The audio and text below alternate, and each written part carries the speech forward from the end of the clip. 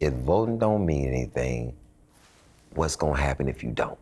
Give me the next step. What's replacing it? Where's your voice being heard at? How do you put forth your ideas if you don't vote on it? You can't hold us back. You can't hold us back. You can't hold us back. You can't hold us back. You can't hold us back. When you think about what those old men told you, then when you hear somebody say, my vote is irrelevant, it means nothing. When you think about the 1.6 million men and women in Florida who are trying to get their voting rights restored, how does it make you feel? Like I'm doing a bad job at what I'm supposed to be doing. In my stand-up, I talk a lot about what we should do and how many people was lost and died for this right to vote, and how voting is an act and it's not a law, and how people are going through all this difficulty in voting and you just take it for granted. You know, it's a lot of people did a lot of things to vote. It wasn't just something that was handed over. You know how many of your ancestors, so when people talk to me about how black they are in their heart, I'm like, but you don't do nothing to honor the ancestors for the things that they put in front of you. It's blood on those votes. It's people who died and did all type of things in order for you and further in future generations to be able to vote, and you take it for granted as it don't mean nothing. I think that most people just not informed enough on what to vote about and who to vote for. It's like you look on a ballot, you will see proposition 1 through 10.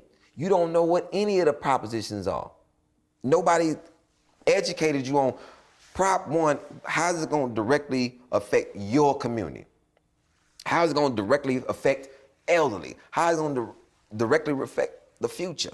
How do you not know and you vote for something blind? How do we get large numbers of people to come to understand that doing nothing, sitting at home, and just believing that this is just a waste of my time actually is a detriment to them and their family and their friends and their loved one and their community and the neighborhood and the city and the state and the nation? Wow, how do we get that? If we could get Lil Wayne, Drake, the Migos, Cardi B, Beyonce, Jay-Z, Kanye, we gotta get every person that they listening to say something informational and positive about voting, because they not listening to the average just vote. We gotta have to do some skits about why and what happens when you don't vote. You know, when you don't vote, then you have no community. You're like, hey, They changed Dowling Street to Emancipation. I don't want that. Did you vote? Did you? Because they asked. You know, you gotta hit people where they stand at. Like, understand what you're not getting by not voting. Let me give you a concept of, hey, you know, you could have this, and this school could be better. It could have this in this school, but you know how you get that? By voting. But you don't wanna vote. What you need me to do? You want me to put a food truck in front of every voting stand? I'm handing out, as you vote, get you a hot plate as you walk off. You know, what do I need to do to get you to understand that this is, do I need to get a bus and drive around and go to every elderly home and pick them up? Tell them we doing, it's bingo. You know what I'm saying? Pick them up. They gonna get on that bus. They going to bingo, and we got free divers too. But see, the thing is, to that point, when you talk about entertainers, influencers. And what's crazy, and I hate the fact that I even said it, because I'm tired of trying to dance to give you information. Why I just can't give you information? But because here's the thing, though. Because the reality is, again, if one is a student of the movement, and most people don't, they don't realize the influence that music had on the Black freedom movement. James Brown. Not just the freedom singers, not just the Fifth Jubilee singers. The reality is, when they were marching from Selma to when they were finishing the James Meredith March, after he had gotten shot, and the role that James Brown played. Yeah. The Temptations, Motown. People forget Motown actually recorded Dr. King's I Have a Dream speech August 28, 1963. Motown actually put the speech out as an album. Aretha Franklin, Dr. King told Diane Carroll and Sidney Poitier, look, we need y'all doing what y'all supposed to do. We don't need to have y'all at the march. They were Diane Carroll was raising money in her New York apartment for the movement. Sidney Poitier told me the story, which is unbelievably hilarious, of when him and Harry Belafonte had a bag of $100,000. They were flying down to Mississippi, and then the Klansmen heard they were there, and how they were sitting here, man, with the lights out, driving down these dirt roads or whatever, evading these Klansmen. And they got to the room, and Sidney Poitier said to Harry Belafonte, if your ass ever asked me to come down here again, I will kill you. But when Sidney went into that room with them brothers and sisters, he saw the importance of it. The reality is, Ossie Davis, Ruby Dee, Dick Gregory, we can go down a whole line. Cats put it on the line. That, I think, so the reality is, our story is one of Paul Robeson, the poets, Harlem Renaissance. When you talk about Langston Hughes, when you talk about, so what you're saying is actually not outside the realm of possibility, because that's actually our story. The storytellers, the artists, they were the ones who actually said, we got a role to play, but you got to get to them. Got to get to them. And the role that I play, I'm inching, I keep inching along to what my role is gonna be and how I'm gonna figure this path out to get to them. Cause I'm gonna figure it out. And the more I keep talking, people get mad at me, and I understand. You know, the first time me and you talked, it was a back and forth, and then I came out and said what I said about the music industry not putting out any rap music, positive rap music, since 1992. It was a plan, and you was the first one to stand up and clap for it. It was like, I think a lot of people, I'm never in my feelings about anything. I agree with you and disagree with you, but one thing I understand, we on the same course for the same thing. Whatever your method is, if I can assist with your method, I'm not gonna derail it. I'm gonna try to assist with it. And I think a lot of times we get derailed in things and fascinated. I didn't understand how so many people was listening to Dr. Umar Johnson, and I was very irritated with it. It was like a lot of fluff and showmanship, and I would ask the question, why are we begging somebody to donate for a school to buy a school, but you're not trying to buy no land to build the school that you want? I don't understand the process. I don't understand the process, but Well, you gotta keep in mind, of course, when I had him on my show, we went at it. I saw it. And all these people, they still commenting mad and upset, and I'm going, so y'all mad because I dared ask questions? Yeah. When actually the easiest thing to do is just simply just to answer the question. But it was like, how dare you even ask the question? And then of course I would have people who would call me coon, call me nigger, and I said, it does amaze me that there are individuals who call themselves black liberators, that you use the same language of the oppressors, but you so-called have consciousness. That's what man, you took the words right out of my mouth. It was like, it's a thing. People say, well, Dr. Umar, I said, if he's so woke, why he calling himself black? I said, that's your skin color? I said, if you ask my son as a child, Hassan at 5 years old came and said, Daddy, black people steal. I said, who told you that? He said, they always talking about black people stealing. I said, how'd that make you feel, Hassan? It don't make me feel no type of way. I said, it don't make you feel no type of way? Not, don't feel nothing. I said, why? He said, because Daddy, I'm not black. I said, Hassan, what color are you? Brown. I said, what color am I, Hassan? Brown. I went to the darkest person I could think of. I said, what color is Uncle Nap? He said, dark brown. And he's like, I thought you're supposed to be classified by your nationality. He said, because I'm not a color. He said, that's just not who I am. And then by being in Spanish school, he knows what that color is in Spanish. He's like, nah, not happening. And you can't call this man, you cannot tell, what's up, strong black man? He be like, brown. Strong brown man.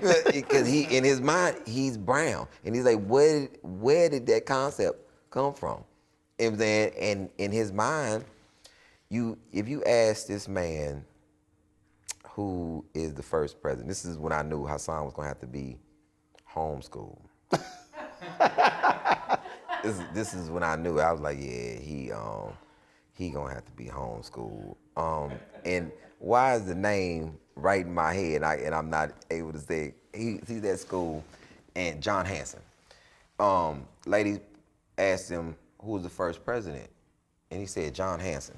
First black president. Yeah, first black president. Right. First president, period. Either man said John Hanson. And the lady's like, no, George Washington. He's like, nope, John Hanson.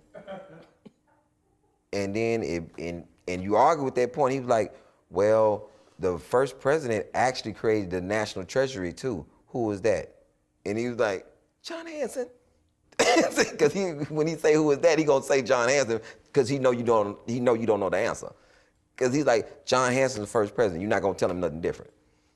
And he said, now prove me otherwise. And he said, George Washington voted for him. So now prove me otherwise. And that's his mind. That's his mindset. And so you can't, anything that you say, like you can't, because it's what he sees. African American men don't own businesses. He's like, well, my daddy friends own businesses, every last one of them. African American men don't take care of their kids. Well, I don't, like a brother told him that his daddy didn't stay with him. Hassan was amazed. Like, what you mean? Your daddy don't live with you. Like your real daddy don't live in your house with you. Boy, that's wild. He's like, what? But you hear that all the time. Right. But he goes through every last one of my friends. Keelan Farouk, Marcus D. Wiley, Dave Lawson. He'll go through all of them. He's like, I know all their children. I know them and their wife. I don't understand. What are you talking about? Keelan owns this business. His sister owns this business. His mama helped with this business. Uncle Nap owns this business. Uncle Jay owns this business. Jason owns Midtown Barbershop. Everywhere I go, I see African American people owning something. So what are you talking about? And I'm homeschooled, so I don't go to school. That's I don't go to school. I go to my house. So I think he will be voting. Yeah, if he could vote right. How old is he? He's 6. He's 7 right now. Let me tell you. Last year, last year, the funniest thing, I guess it was the year before last, Trump called what's the man in Korea called him Little Rocket Man. Yeah. Man, Kim. my son was watching, because I watched the news, and so he watched the news. I asked him, he was on the way to the restroom. I said, "Hi, son, where you going?" "Little Rocket Man is on a road for destruction." I mean, because he was quoting Trump. Everything Trump said, he was just quoting Trump. He had a song that he made up. Donald Trump. So like, and I was in the grocery store, he was singing that song. I was like, and black people just looking at me, I'm like, I don't know why he is fascinated with Trump. But Trump drew his attention. He wasn't watching nobody else but Trump. He was just like, in his mind, whatever he thought that man was saying, whether he agreed with it or disagreed with it, he was watching it. So what we should be doing then, we should be, how about this? Because what happens is, when we have these discussions, we have older folks talking about how do we get millennials to vote. To me, what really should be happening is Hassan and Lil Miss Flint and my nieces, we actually should be using them saying, "Hey, I need y'all to vote because I can't do it for about another 11 years. Exactly. So don't mess this shit up until I'm able to get my vote." That's what I mean. Because if we don't get folks to understand that decisions made today are going to impact them, then that's changing people's minds to get it. Like when I give speeches, I tell them, like, no, the decisions you make today are going to impact your children's children's children. Yeah. These are legacy decisions you're making. Legacy decisions. And politics are the same way. And I think people don't understand how important that is, because they think that the vote is right now. Oh no, this appointment to the Supreme Court, that's a big thing.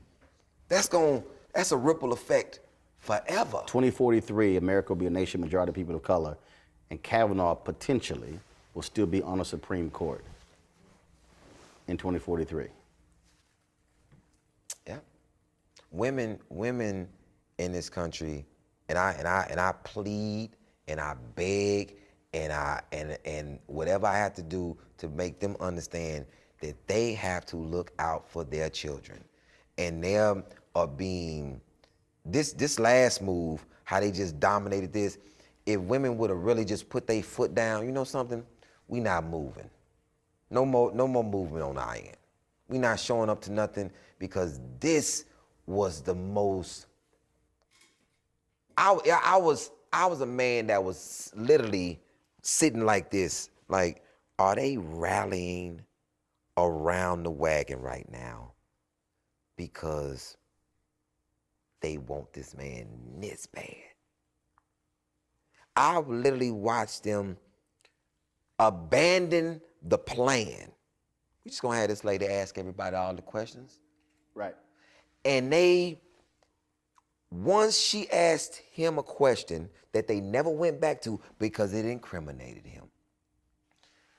The phone call was made, abandon that mission, and they never asked him one question. They just berated the procedure. Mm-hmm. And how is that? How can fathers sit back and look at a woman that was very candid, that was very convincing, and was very detailed to the point that even the littlest mistake meant something to her? No, let me correct that. And for somebody to come out, I done been guilty before.